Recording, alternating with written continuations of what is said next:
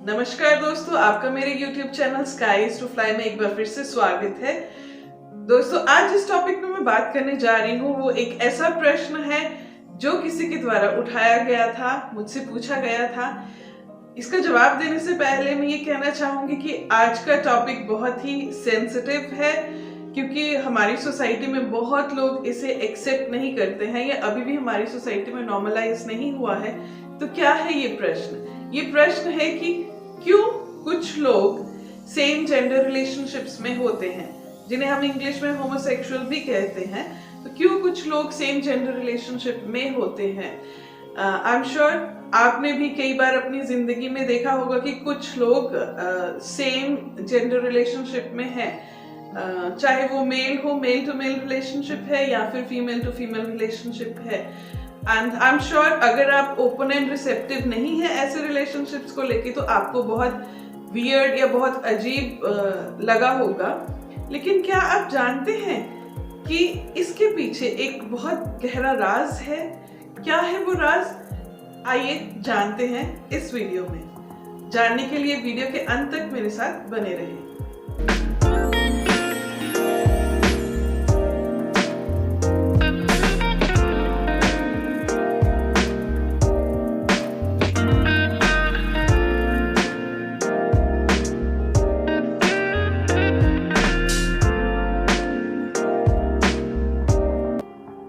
Same gender relationship में होने के पीछे एक स्पिरिचुअल पर्सपेक्टिव भी है जिसे हम लोग समझ नहीं पाते हैं। एक एनर्जी का कंसेप्ट है।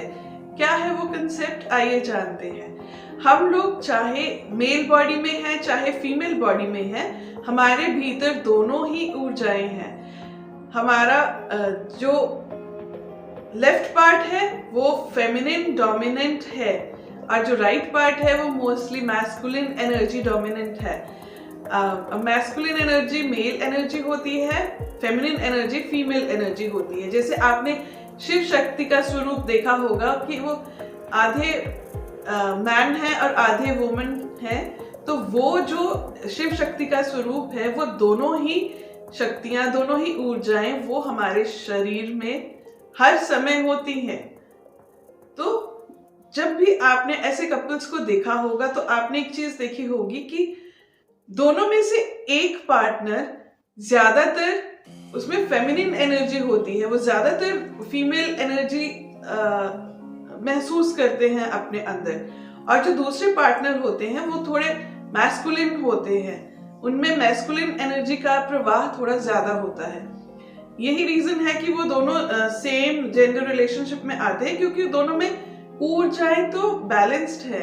एक अगर मैस्कुलिन एनर्जी है तो दूसरी फेमिनिन एनर्जी है। इसी तरह से उनका रिलेशनशिप हमेशा बैलेंस्ड होता है, क्योंकि ये पूरा ब्रह्मांड ही पोलैरिटीज पे टिका हुआ है, जैसे दिन रात, मैन वुमन, अच्छा बुरा, काला सफेद। तो ये सारी जो पोलैरिटीज है, सुख दुख, ये सब इस यूनिवर्स में बैलेंस क्रिएट करने के लिए ही बनाई गई हैं। और जब दो लोग चाहे वो सेम जेंडर के हैं, उनमें से एक फेमिनिन होता है एक मैस्कुलिन होता है, तब उनके रिलेशनशिप में बैलेंस ऑटोमेटिकली क्रिएट हो जाता है।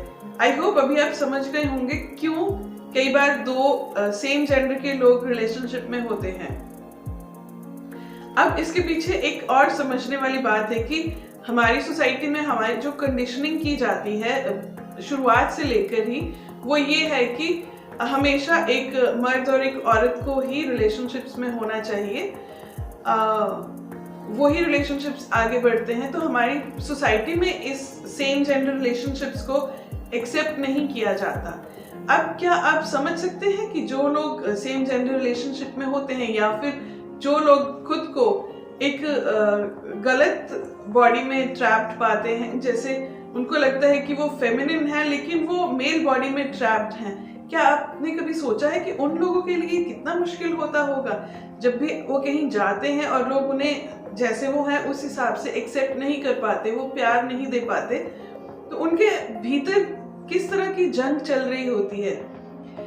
तो इस चीज को नॉर्मलाइज करने का सही वक्त मेरे ख्याल से अब है, क्योंकि वक्त बदल रहा है। अब हम ये भी समझ चुके हैं कि ऐसा क्यों होता है। इसमें उन लोगों का कोई दोष नहीं है क्योंकि वो ये जानबूझ के नहीं करते। उनमें जो ऊर्जा है वो ही ऐसी है। एक पार्टनर में अगर वो मेल बॉडी में है और उनमें फीमेल ऊर्जा का संचार ज्यादा है तो ऑब्वियसली फीमेल ऊर्जा जो है वो मेल ऊर्जा के साथ ही संपर्क में आएगी, चाहे बॉडी कोई भी हो, शरीर कोई भी हो। इसी प्रकार से अगर वो कोई फीमेल है और उसमें मैस्कुलिन ऊर्जा का संचार बहुत ज्यादा है तो वो फीमेल की तरफ ही अट्रैक्ट होगी। ये पोलैरिटीज को बैलेंस करने के लिए। अभी आप समझ सकते होंगे कि क्यों दो लोग जो एक ही जेंडर के हैं वो एक साथ एक रिलेशनशिप में क्यों आ जाते हैं। और अगर आपके सर्कल में भी ऐसा कोई है, आपके बच्चे हैं या आपके फ्रेंड्स हैं या आपके कोई भी रिलेटिव्स हैं या कोई आपके नोन है, तो प्लीज उनको नफरत की निगाह से मत देखिए। वो कुछ गलत नहीं कर रहे हैं और ये उनके बस की बात नहीं है। सबसे पहले हमें एक्सेप्टेंस मोड में आना चाहिए, क्योंकि जो जैसा है उसे वैसा ही एक्सेप्ट करना चाहिए, नो मैटर उसका क्या रिलीजन है, क्या बिलीफ सिस्टम है, क्या लैंग्वेज है, उसकी एनर्जी चॉइसेस क्या है, उसकी रिलेशनशिप चॉइसेस क्या है, उसकी बैकग्राउंड क्या है। ये सब भूल के हमें वो जैसा है वैसा ही उसे एक्सेप्ट करना चाहिए और उसके साथ अच्छा बर्ताव करना चाहिए। मुझे याद है एक बार मैं काफी ही पढ़े लिखे लोगों के साथ बैठी हुई थी, काफी इंटेलिजेंट लोगों के साथ हमारी कुछ डिस्कशन चल रही थी, तो उसमें किसी ने बोला कि आप रुकिएगा मैम, मैं आपको किसी से मिलाऊंगा, अभी वो आने वाला है। तो मैंने देखा कि एक बंदा फाइल्स लेके आया एंड वो पीएचडी होल्डर था। और जब वो फाइल्स लेके गया तो मुझे उस दूसरे बंदे ने कहा कि आपको पता है कि ये वो है। मैंने कहा वो मतलब कि ये लड़कियों जैसा है।